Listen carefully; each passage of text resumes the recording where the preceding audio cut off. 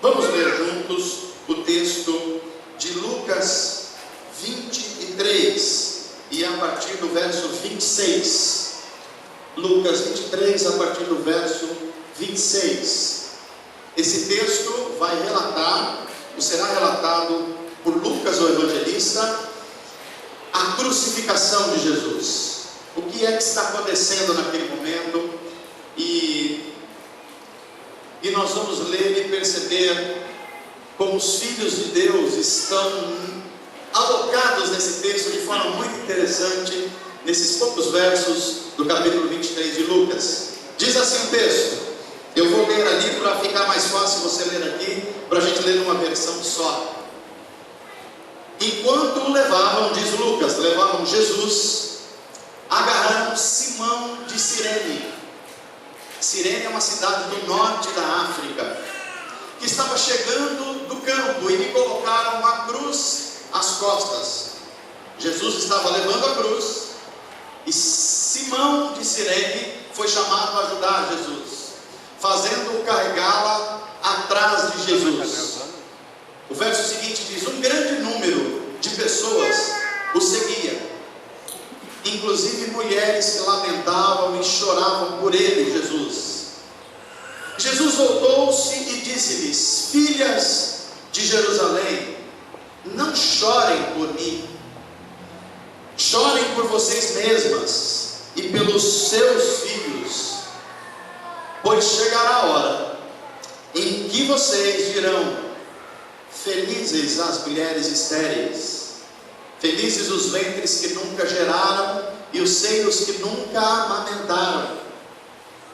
Então dirão as montanhas, caiam sobre nós, e as colinas, cubram-nos. Pois se fazem isso com a árvore verde, Jesus falando a respeito de si mesmo, o que acontecerá quando ela estiver seca? Dois outros homens, ambos criminosos, olha o termo que Lucas usa, dois outros homens, ambos criminosos, também foram levados com ele, Jesus, para serem executados, crucificados. Quando chegaram ao lugar chamado Caveira, ali o crucificaram com os criminosos, um à sua direita e o outro à sua esquerda. Jesus disse, Pai, perdoa-lhes, pois não sabem o que estão fazendo. Então eles dividiram as roupas dele, tirando sortes. E o povo ficou observando, e as autoridades ridicularizavam Jesus e diziam, salvou os outros. Diziam, salve-se a si mesmo, se é o Cristo de Deus, o escolhido. E os soldados, aproximando-se, também zombavam dele, oferecendo-lhe vinagre.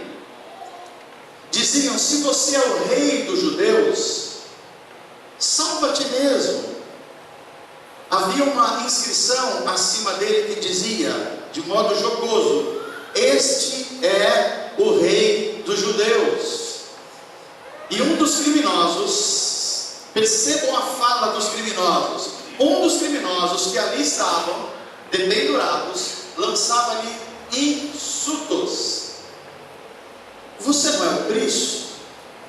Você não é Deus? Você não é o Messias? Salve-se a si mesmo. E aí, aproveita e salva a gente também. Verso seguinte, mas o outro criminoso o repreendeu, dizendo, você não teme a Deus, nem mesmo estando sobre a mesma sentença de morte? Verso seguinte, nós estamos sendo punidos com justiça, porque estamos recebendo o que os nossos atos merecem. Mas este homem, Jesus de Nazaré, então ele disse, Jesus, lembra-te de mim quando entrares no teu reino. Verso 42, nós concluímos a leitura desse texto da palavra de Deus. Vamos orar. Pai, obrigado por tudo aquilo que o Senhor já nos deu quando nós estamos prestando culto a Ti. Que o culto estamos prestando a Ti não seja só um ato dessa manhã, mas que ele continue na nossa vida. Quando nós saímos daquilo que chamamos templo, que nós continuamos sendo templos do Teu Espírito.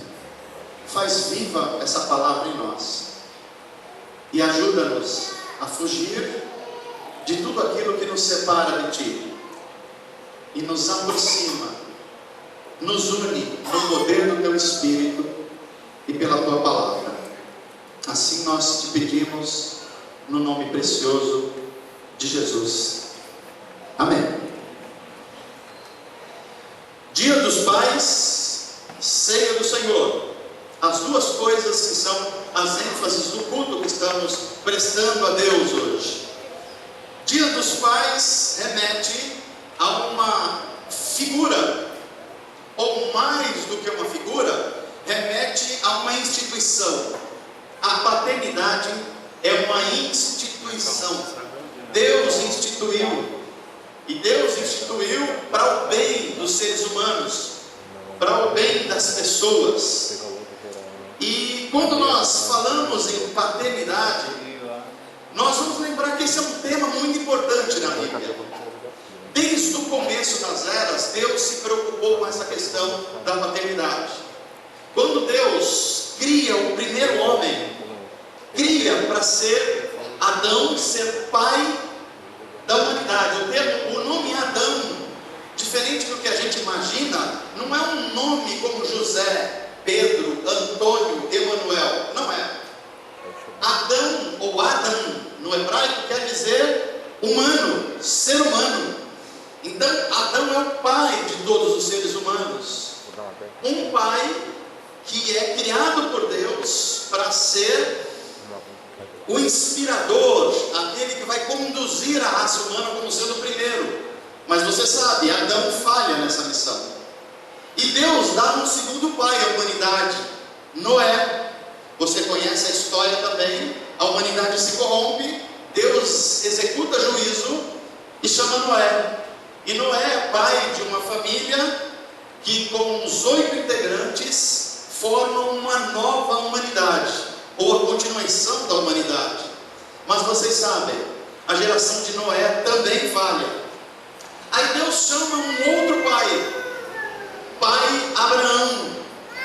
E a esse, diferente de Adão e de Noé, Deus diz: você, Abraão, será uma bênção, e em você, através da sua paternidade, todas as famílias da terra serão abençoadas. Todos os pais, depois de você, serão abençoados em você, porque você será primeiro pai de uma nação, e depois você será pai de todos os que creem. E é por isso que você será conhecido como o pai da fé. E aí nós conhecemos que Abraão é pai de Isaac, que é pai de Jacó. E a gente chama esses 3 homens, também junto com José, de os patriarcas. Por que os patriarcas? Porque a paternidade está revelada na vida deles. Deus dá a eles essa função. Depois de José, nós conhecemos um outro pai na Bíblia, Moisés. Um pai legislador. É aquele a quem Deus dá a função de ensinar a lei do Senhor às gerações de Israel e depois às gerações subsequentes. Depois de Moisés, nós conhecemos um outro pai chamado Josué. E quem é Josué? Josué é o pai general, é o pai que conquista, é um pai que conquista as terras para os seus filhos habitarem. E depois de Josué, nós vemos uma longa sequência de juízes: Sansão, Gideão, e o último deles é um homem extraordinário chamado Samuel. Samuel é o último dos juízes, desses pais espirituais da nação de Israel. E depois disso, a nação de Israel passa um longo tempo sem essa referência paterna, até que vem os reis de Israel, 3 reis: Saul, Davi e Salomão. Saul, o rei como primeiro pai da nação de Israel, agora unificada. Davi, um pai que seria considerado na história da redenção um homem segundo o coração de Deus, que inspiraria os seus filhos. Salomão, pai da sabedoria. Neste homem foram reunidas os saberes humanos de todas as áreas que se tem notícia. Mas depois que esses homens partem, a nação de Israel fica sem suas referências paternas. Agora olha que interessante. 2000 anos depois de Abraão receber a promessa de Deus, que ele seria um pai para a nação de Israel, e todas as famílias da terra seriam benditas por essa bênção, surge um homem na Palestina. Antes dele surgir, vem João Batista e diz: vai surgir alguém na história, e ele vai nos ensinar quem é Deus. Eu não sou digno nem de amarrar os sapatos dele, mas quando ele chegar, vocês vão saber quem ele é. E chega Jesus de Nazaré, e Jesus de Nazaré, no batismo, o seu pai, Deus o Pai, olha para ele e diz assim: este é o meu filho amado, é nele que eu deposito todas as minhas alegrias. Mas não é só isso, porque quando Jesus começa a ensinar o reino de Deus e o caminho de volta para Deus, Jesus ensina uma oração aos seus discípulos. E nós conhecemos essa oração como a oração do Pai Nosso. Nós acostumamos com esse nome, porque a gente fala muito, mas a gente deveria prestar mais atenção. Porque até que Jesus habitasse o mundo dos homens, ninguém ousou chamar Deus de Pai. Deus era o Senhor dos exércitos, Deus era o Deus das batalhas, Deus era o Todo-Poderoso que julgava as nações, mas ninguém tinha chamado Deus de Pai. E Jesus ensina aos seus discípulos: quando vocês forem orar, a relação de vocês com Deus precisa ser mais íntima do que já foi. Ele agora não é só o Deus de Israel, o Senhor dos exércitos, o Senhor poderoso em batalhas. Vocês precisam agora compreender que a relação com esse Deus é uma relação de pai e filho. Portanto, orem assim: Pai nosso que está nos céus. O cristianismo, a fé cristã que eu e você professamos, é a única religião do mundo em que se chama o seu Deus de Pai. Ninguém chama no budismo Buda de Pai. Ninguém chama Maomé de Pai no islamismo.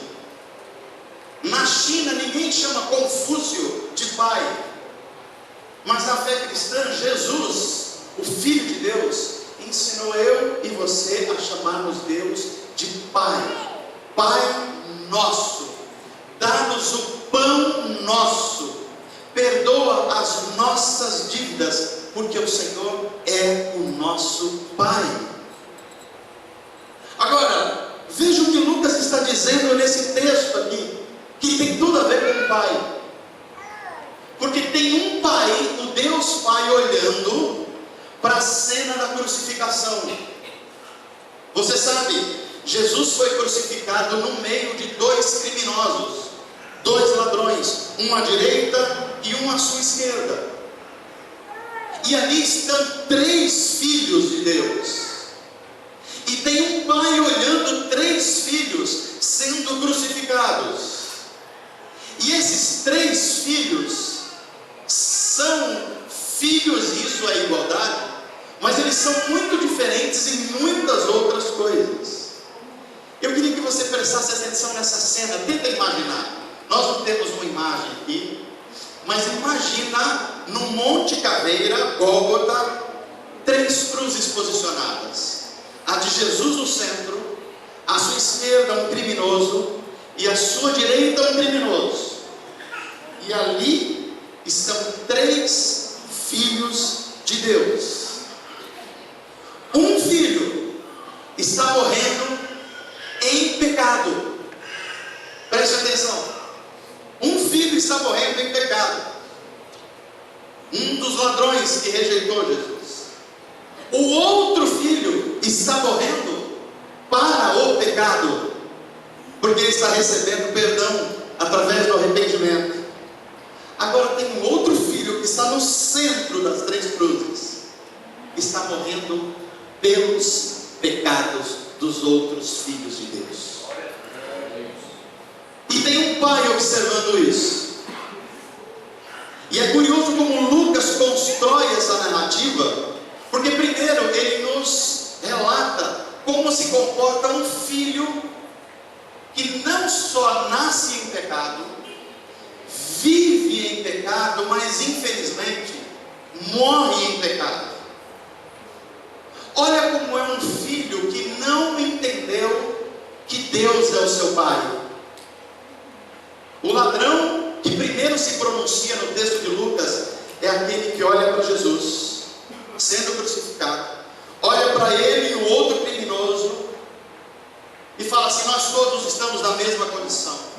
Ele olha para Jesus, que está no centro das três cruzes, e diz: você não é o Filho de Deus? O Filho de Deus também não é Deus? E se você é Deus e o Filho de Deus, por que você não se salva você mesmo? Por que você não desce dessa cruz aí? Se você é de fato Deus e Filho de Deus, tem que ter alguma utilidade esse título que você tem. A fala desse criminoso que está morrendo crucificado é um tipo de relação de filho e pai muito presente no nosso mundo. De filhos que são filhos por criação, mas não se tornaram filhos por redenção. São filhos de Deus porque foram criados por Deus, mas não se tornaram herdeiros de Deus porque não foram redimidos por Jesus. Esse tipo de espiritualidade ou de relacionamento de um filho que morre em pecado é aquele filho que só busca o pai para um benefício próprio. Perceba que nas palavras desse filho está uma relação não de amor com o pai, mas uma relação utilitária.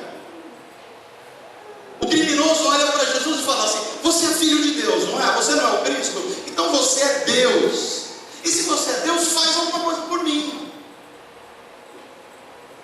Filhos desnaturados, filhos que não têm um relacionamento de amor com o pai, que têm um relacionamento de utilitarismo. O nosso mundo tem muitos filhos assim. Gente que quando está fora do sofrimento, ignora o Deus que é pai. Eu não preciso de um pai, porque eu sei cuidar da minha vida. Mas curiosamente, quando entra no sofrimento como o criminoso da cruz, lembra-se que tem um pai. Só que se lembra de um pai para cobrar alguma coisa.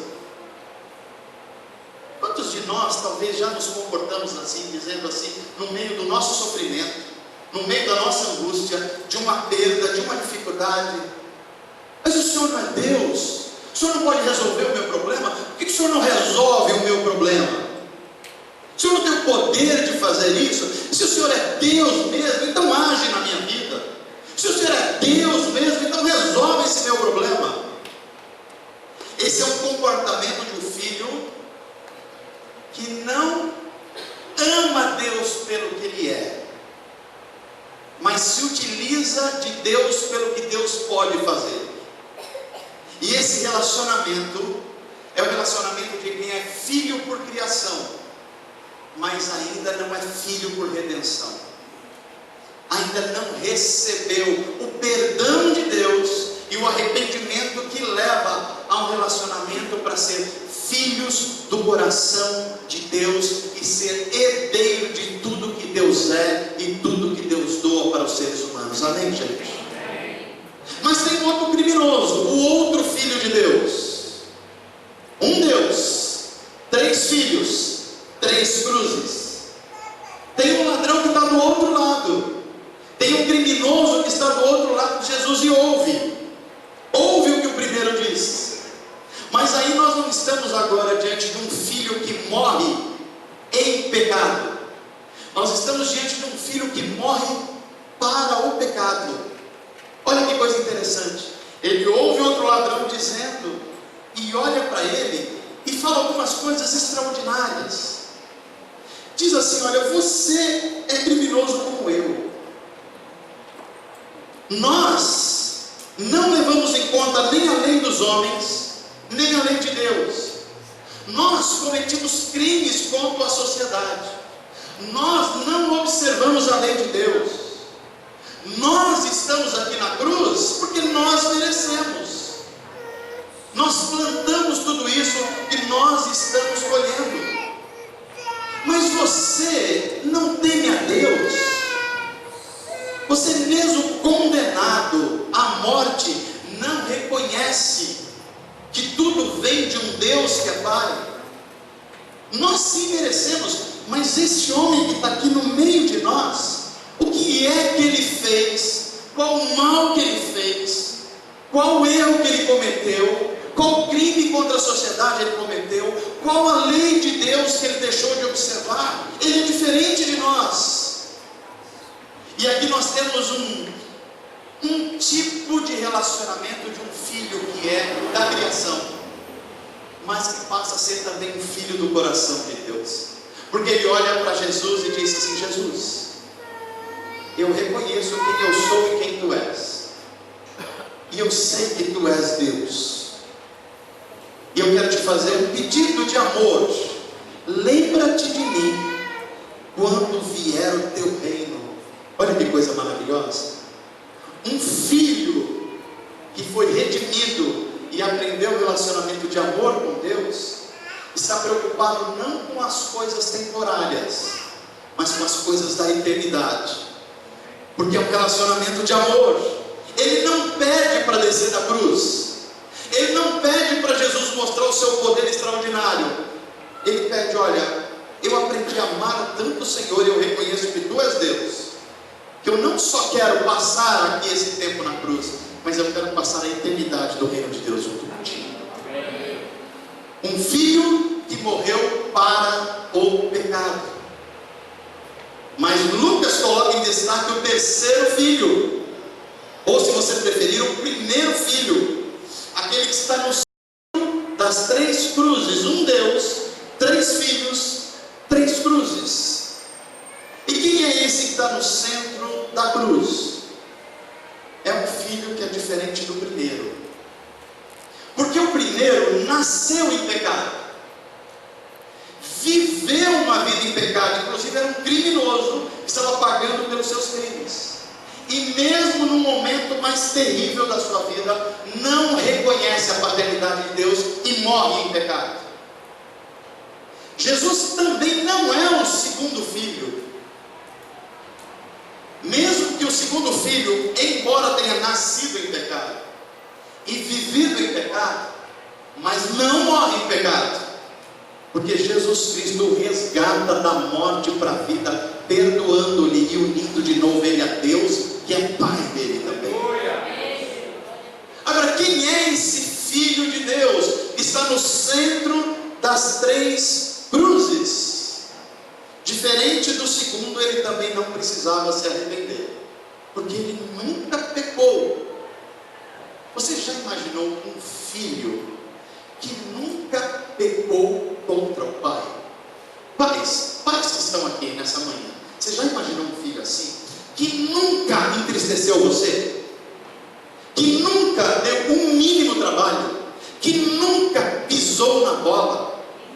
Que tudo que fazia olhando por amor ao Pai? Certa vez perguntaram para Jesus assim: Jesus, você não vai fazer uma série de outras coisas que são necessárias? Inclusive você precisa se alimentar, vem para o churrasco com a gente. E Jesus olha para eles e fala assim: a minha comida e a minha bebida é fazer o que, gente? A vontade do meu Pai. Não é por acaso que quando Jesus nasce, nas falas de Deus através dos profetas: este é o meu filho amado. Quando Jesus está no batismo e o Espírito vem sobre ele como uma forma de pomba, ouve-se uma voz de Deus, é a voz do Pai, que diz o que, gente? Este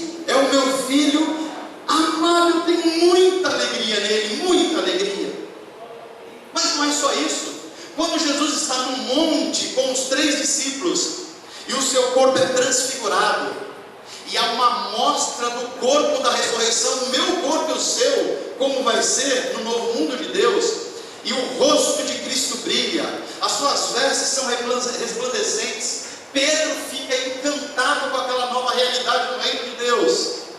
E quando todos estão ali encantados, inclusive Elias e Moisés, num ato sobrenatural de Deus, o que é que Deus fala em relação a Jesus? Este é o meu filho amado, todos vocês sigam ele, porque ele sabe como é ser filho. Quando nós oramos para essa figura de Jesus, aí a gente fala assim, então por que ele está lá na cruz? Por que ele está entre dois criminosos? Por que ele está pagando aquele preço terrível de ser insultado? Por que os soldados romanos estão batendo no rosto dele? Por que uma lança está entrando no seu lado direito? Porque todos os homens maus estão dizendo, se o Senhor é Deus, desce da cruz. Por que ele não usa o seu poder? E ele insiste no seu amor ao Pai e aos seus outros irmãos. Aí os evangelistas vão relatar de modo incrível que Jesus se recusa a um projeto de poder, porque ele é filho não só do poder de Deus, mas ele é filho do amor incomensurável de Deus. O projeto de Jesus não é um projeto de poder político, o projeto de Jesus é um projeto de vencer pelo amor. E como se alguém certa vez olhasse para Jesus e dissesse assim, Jesus, por que você não usa o seu poder? Aliás, Satanás fez isso em Mateus 4, transforma pedras em pães. É como se Jesus dissesse, não, eu não sou um projeto de poder do meu Pai, eu sou o filho do amor do meu Pai. E inclusive a palavra do meu Pai diz que nem só de pão vivem os homens. Quando Satanás disse para ele, olha, vai para Brasília, vai para Hollywood, pula do pináculo do templo, vai para o BBB, tenha fama, ele vai dizer, não foi isso para eu vir, porque o meu Pai disse para eu não tentar a ele, porque é melhor obedecer do que sacrificar. Esse é um filho querido, não é, amados? E quando ele está diante da cruz, diante de Pilatos, diante das autoridades romanas e judaicas, que estavam esperando o macro dele, ele diz assim, a minha vida não é ninguém quem atira, porque ninguém poderia fazer isso. A minha vida, Rogério, sou eu quem a dou. A minha vida sou eu que ofereço, não porque eu vivi em pecado, porque ninguém pode me acusar disso, não porque eu seja um criminoso, porque ninguém pode me acusar disso. A minha vida eu dou por amor dos meus outros irmãos, dos quais eu sou o primeiro filho. Um Deus Pai, 3 cruzes, 3 filhos. E esse é o modelo de ser filho em Jesus de Nazaré. A minha comida é fazer a vontade do meu Pai. Quando vocês forem orarem, orem, Pai nosso que estás nos céus, venha o vosso reino, seja feita não a minha vontade de filho, mas a tua vontade de Pai, que é boa, perfeita e agradável. Amém, gente? E eu termino essa minha mensagem de hoje para a gente cear, colocando diante de você o desafio de ser filho de um Pai cheio de amor. A sua vida pode ser como a vida do filho que estava do lado à esquerda. Um filho que nasceu no pecado, viveu no pecado, teve a chance de não morrer no pecado, mas morreu. É a espiritualidade que questiona Deus por tudo. E você tem a oportunidade de falar, Senhor, eu não quero viver isso. Ou você pode ser o outro filho, que talvez tenha nascido no pecado, vivido no pecado, mas no meio dos teus sofrimentos Deus te achou e levantou você de novo e está falando para você nessa manhã, hoje mesmo, se você se arrepender, você estará dentro do meu reino, no paraíso do novo céu e na nova terra, está esperando para aqueles que receberam redenção.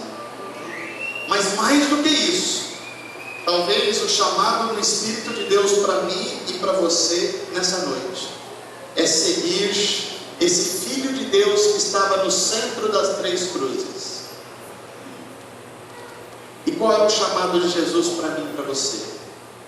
Quem quiser me seguir, não procure o caminho da fama, porque esse não é o meu caminho. Quem quiser me seguir, não procure o caminho da prosperidade a qualquer custo, porque esse também não é o meu caminho. Quem quiser me seguir, não procure o caminho da amargura como filho, porque esse não é o meu caminho. E a gente perguntaria assim: então qual é o teu caminho? Jesus Cristo, Filho de Deus. Ele diria para nós assim: quem quiser me seguir, comece negando a si mesmo, tomando a sua cruz, assumindo a sua vida, buscando me conhecer como Pai, sendo templo do meu Espírito, e aí vocês poderão caminhar o caminho que eu trilhei. É por isso que ele disse: eu sou o caminho, a verdade e a vida para todos os seres humanos que querem chamar Deus de Pai. Pai nosso, seja feita a tua vontade, perdoa as nossas ofensas, que o teu reino venha sobre nós. A minha oração nessa manhã é que você descubra em Deus o Pai que Jesus Cristo nos ensinou a reconhecê-lo e amá-lo. Talvez você não tenha tido um pai biológico, mas Deus dá a vocês pais espirituais nesta era, e um Pai que é eterno, que nunca vai abandonar você. E tudo isso é possível por causa de um filho que não negou, que não amaldiçoou, mas um filho que fala: eu dou a minha vida pelos meus outros irmãos, porque eu tenho um Pai que me ama, e um Pai que vai me tirar da morte, e não vai tirar só eu, vai tirar todos eles da morte.